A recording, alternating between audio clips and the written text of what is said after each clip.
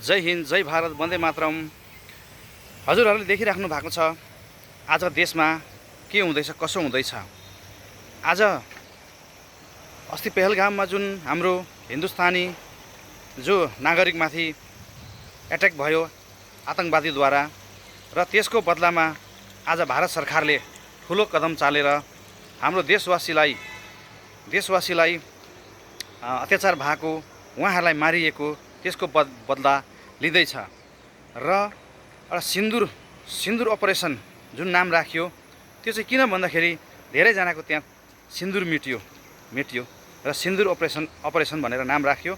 अनि यो अपरेसन कसरी कामयाब भयो भन्दा आज भारत देशमा बहुत मजबुत, बहुत तगडा सरकार छ, त्यसले गर्दा यो कामयाब भयो। नभ विगतका कांग्रेस जस्तो सरकार हो भने आज फेरि बातचित गरेर सम्झौता गरेर छोडिने थियो।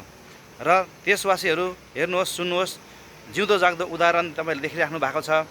आज माननीय प्रधानमन्त्री महोदय नरेन्द्र मोदी साथै अरू हाम्रा दिग्गज नेताहरू, वित्त मन्त्री, राज्य मन्त्रीदेखि लिएर प्रधानमन्त्री त स्वयं हुनुभयो र यस्ता दिग्गज नेताले गर्दाखेरि आज पाकिस्तानलाई एट्याक गराउने क्षमता राखेर उहाँले गराउनु भयो। र अरू सरकार, विगतका सरकार हो भने आज यो केही हुने थिएन। सैनिक मरिन्थे, नागरिक मरिन्थे, सम्झौता हुन्थ्यो, यतिकै छोडिन्थ्यो। र देशवासीहरू हो, सुन्नुहोस्, देशमा कस्तो सरकार चाहियो तपाईहरूलाई?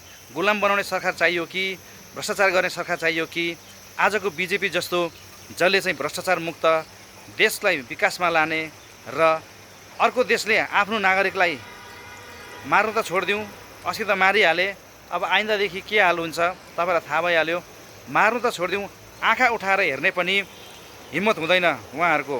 र यस्तो सरकार देशमा चाहिएको छ हामीलाई र सबैले सहयोग गरौँ र भारतमा एउटा मजबुत सरकार चाहिएको छ। अन्त मात्रै हाम्रो देशको उन्नति हुन्छ, रक्षा हुन्छ, नभए अरू कसैले गर्नु सक्दैन।